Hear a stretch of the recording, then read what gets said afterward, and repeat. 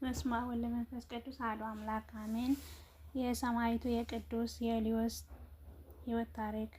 ይህ ቅዱስ አቅፋስ ከሚባል ሀገር ነው። ክብር ይግባውና ጌታችን ስለ ቅዱሳን ሰማዕታት ለስጋቸው እንዲያስብ ገድላቸው እንዲጽፍ ስጋቸውን ገንዞ እያንዳንዱ ወደ ሀገሩ እንዲልክ ያቆመው ነው።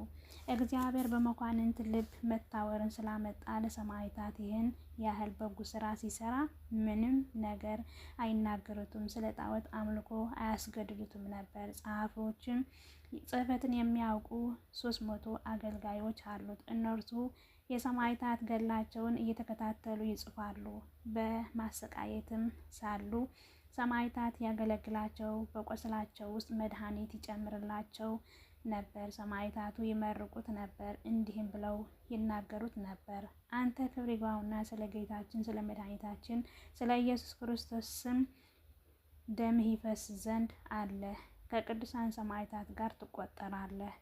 የከሃዲው ዲዮቅልጥያኖስ የግዘቱ ዘመን በተፈጸመ ጊዜ የልዮስ ከቅዱሳን ሰማዕታት ከቁጥራቸው አንድ ያደርገው ዘንድ ቅዱሳን ሰማዕታት እንደተናገሩለት በመኮንኑ ፊት ስለ ክብሩ ስሙ ይታመን ዘንድ ለግብፅ ሀገር ደቡብ ወደ ሆነች ወደ ግሙኒዲ ወደ መኮንን አርማኒዎስ እንዲሄድ ክብር ይግባውና ጌታችን መድኃኒታችን ኢየሱስ ክርስቶስ አዘዘው። ወዲያውኑ ተነስቶ ሄዶ ከዚያ ደርሶ ክብር ይግባውና በጌታችን በመድኃኒታችን በኢየሱስ ክርስቶስ አምላክነት ታመነ። መኮንኑ ታላቅ ስቃይን ብዙ ጊዜ አሰቃየው። እግዚአብሔር ያለ ጥፋት በጤና ያስነሳው ነበር። ከዚያ በኋላ ምድር አፏን ከፍታ ጣዖታትን ትውጣቸው ዘንድ ቅዱስ የልዮስ ክብር ይግባውና ወደ እግዚአብሔር ጸለየ። ወዲያውኑ አፏን ከፍታ 70 ጣዖታትን 130 የሆኑ ካህናትን ዋጠቻቸው። በዚያን ጊዜ ቅዱስ የልዮስ አምጥተው ለአማልክት በግድ እንዲሰግድላቸው መኮንኑ አዘዘ። ጣዖታት ግን ከካህናቶቻቸውን ጋር ጠፍተው አገኟቸው። በዚያን ያሉ ሕዝብ ይህን አይተው እጅግ አደነቁ። ክብር ይግባውና በጌታችን በመድኃኒታችን በኢየሱስ ክርስቶስ አመኑ። መኮንኑ አርማኒዎስ ጣዖታትን ከካህናቶቻቸው ጋር እንደጠፉ ባየ ጊዜ ክብር ይግባውና በጌታችን በመድኃኒታችን በኢየሱስ ክርስቶስ አመነ። ከቅዱስ የልዮስ ጋር ወደ አትሪብ ሄዶ በመኮንኑ ፊት ክብር ይግባውና በጌታችን በኢየሱስ ክርስቶስ ስም ታምኖ የአትሪብ መኮንን ግን ቅዱስ የልዮስ እጅግ አስጨናቂ የሆነ ስቃይን አሰቃየው። ክብር ይግባውና ጌታችን ኢየሱስ ክርስቶስ ያለ ጥፋት ያስነሳው ነበር። በአንዲት ዕለትም የጣዖታት በዓል በሆነ ጊዜ በሽልማት ሁሉ ሸልመዋቸው መብራቶቻቸውን በስዕል ዘንባባ አስጌጧቸው። በማግስቱ መጥተው በዓሎቻቸውን ለማክበር በዋዜማ አዘጋጅተው የጣዖታቱ ቤት ዘግተው ወደ ቤታቸው ገቡ። ቅዱስ የልዮስ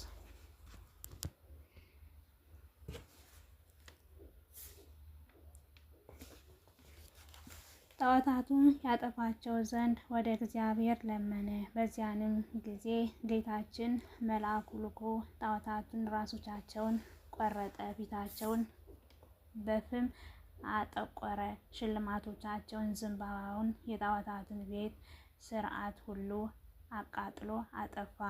ማግስቱም በሆነ ጊዜ ለአማልክቶቻቸውን እንደ ልማዳቸው በዓልን ሊያከብሩላቸው በከበሩ ልብሶችን ተሸልመው መጡ። ተጎሳቁለው ጠፍተው አዩአቸው። የጣዖቶቻቸውን ድካማቸውን አውቀው እንዲህ አሉ፣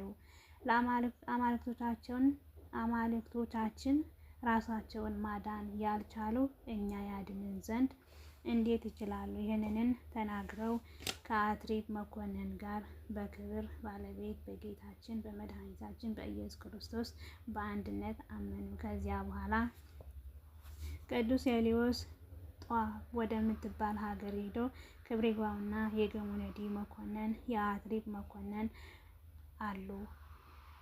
የጧ መኮንን ወደ ሆነ ወደ እስክንድሮስ ቀርቦ በፊቱ ክብር ይግባውና በጌታችን ስም ታምነን እንሆ አለን አሉት።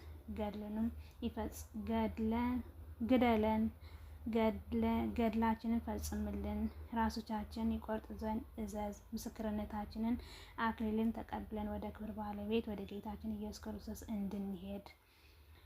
እስክንድሮስን እኔ አላሰቃያችሁም፣ በአንተ ላይ ክፉ ነገር አላደርግም አለው። ቅዱስ ሄልዮስ 500 የሚሆኑ አገልጋዮች ሰይፎቻቸውን መዘው እስክንድሮስን እንዲያስፈራሩት አዘዘ። በዚያን ጊዜ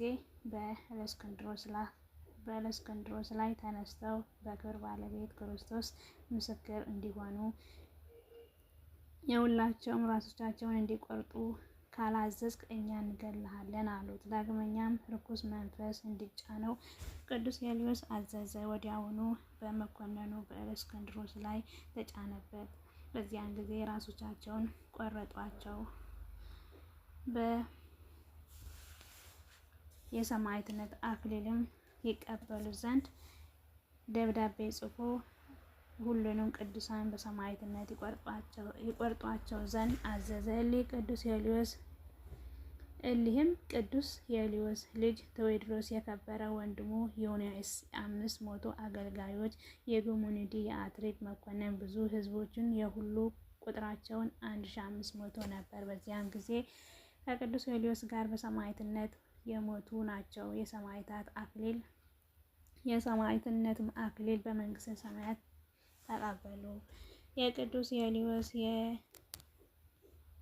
የልጆቹ የወንድሙ ስጋ አንስተው ወደ እስክንድሪያ ሀገር አደረሱት። እርሱንም በውስጧ ነዋሪ ሆኖ ነበረ። ትውልድ ግን አቅፋስ ከሚባል ሀገር ነው።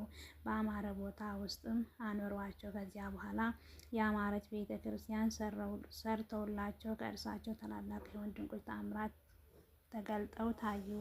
ለእግዚአብሔር ምስጋና ይሁን። እኛንም በቅዱሳን በረከት ረድኤት ያድለን። ጸጋቸው በረከታቸው ከሁላችን ጋር ይሁን፣ አሜን። የቅዱስ ካቶሎስና የአክሱ እህቱ። ለቅዱስ ካቶሎስ ጣጦስ የሚባል ክርስቲያን ወዳጅ አለው። ይህም ንጉሥ ሳቦር እሳት የሚያመልክ ነው። ብዙዎችንን ምዕመናንን ለማሰቃየት ክብር ይግባውና የክርስቶስ ስም ይጠራ ዘንድ የደፈረ በዚያን ዘመን የለም። ይህም ጣጦስ በአንዲት ሀገር ላይ ገዥ ነበር። እርሱም ክርስቲያን እንደሆነ በንጉሥ ዘንድ ወነጀሉት። ንጉሥንም ስለ እርሱ የተነገረው እውነት እንደሆነ ወይም እንዳልሆነ ያረጋግጥ ዘንድ ሌላውን መኮንን ወደ እርሱ ላከ። ሁለተኛም ክርስቲያን ያገኘ እንደሆነ ጽኑ ስቃይን እንዲያሰቃየው ንጉሥን አዘዘው። የንጉሥ ልጅ ካቶሎስ ይህንን ነገር በሰማ ጊዜ ወዳጁ ጣጦስ ወዳለበት ወደዚች ሀገር ሄዶ ያ መኮንን በደረሰ ጊዜ ጣጦስ በንጉሥ እንደወነጀሉት እንዲሁ ክርስቶስን የሚያመልክ ክርስቲያን ሆኖ አገኘው። በዚያን ጊዜ የእሳት ማንደጃ ሰርተው ጣጦስን እንዲያቃጥሉት አዘዘ። ቅዱስ ጣጦስ ግን በመስቀል ምልክት በእሳቱ ላይ አማትቦ እሳቱ የኋሊት ተመልሶ ጠፋ። ካቶሎስ ይህንን ተአምራት ባየ ጊዜ እጅግ አድንቆ ጣጦስን ወንድሜ ሆይ ይህ ስራይ እንዴት ተማርክ? እንዴት ሳወቅ አለው። ጣጦስም ይህን ስራይ አይደለም ክብር ይግባውና ከጌታችን ከመድኃኒታችን ከኢየሱስ ክርስቶስ ሃይማኖት ይህ ድንቅ ተአምራት ጋር እንጂ ብሎ መለሰለት። ካቶሎስን እኔ በክርስቶስ የማመን ከሆነ እንደዚህ ልሰራ እችላለሁን? አለው። ጣጦስም እንዲህ ብሎ መለሰለት፣ በእርሱ ካመን ከዚህ የሚበልጥ ተአምራት ታደርጋለህ እንጂ ይህን ብቻ አይደለም። በዚያን ጊዜ ቅዱስ ካቶሎስ ክብር ይግባውና በጌታችን በኢየሱስ ክርስቶስ አምላክነት በዚያን ጊዜ አመነ። በዚያን ጊዜ ነበልባሉ እጅግ ከፍ እስከሚል እሳት አነደደ። ቅዱስ ካቶሎስ ቀረብ ብሎ በእሳቱ ላይ በመስቀል ምልክት አማተበ። እሳቱን ወደ ኋላ 12 ክንድ ተመልሶ ጠፋ። ከዚያ በኋላ መኮንኑ ወደ ንጉሥ ሳቦር ከመኮንኑ ከጣጦስና ከካቶሎስ የሆነውን ሁሉ ጽፎ ላከለት። ንጉሥን ሰምቶ ጭፍሮችን ልኮ አቀረባቸው። የቅዱስ ጣጦስን ራስ በሰይፍ እንዲቆርጡት አዘዘ። ቆረጡትም። የሰማዕትነት አክሊልን ተቀበለ። ልጁ ቅዱስ ካቶሎስ ግን ጽኑ ስቃይን እንዲያሰቃዩት ደግሞ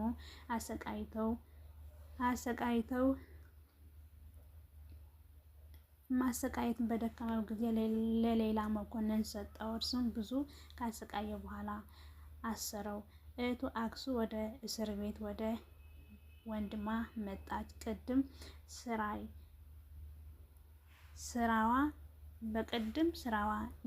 ወደ ቅድም ሃይማኖት እንዲመለስ አባቷ ልኳታልና እርሷ ግን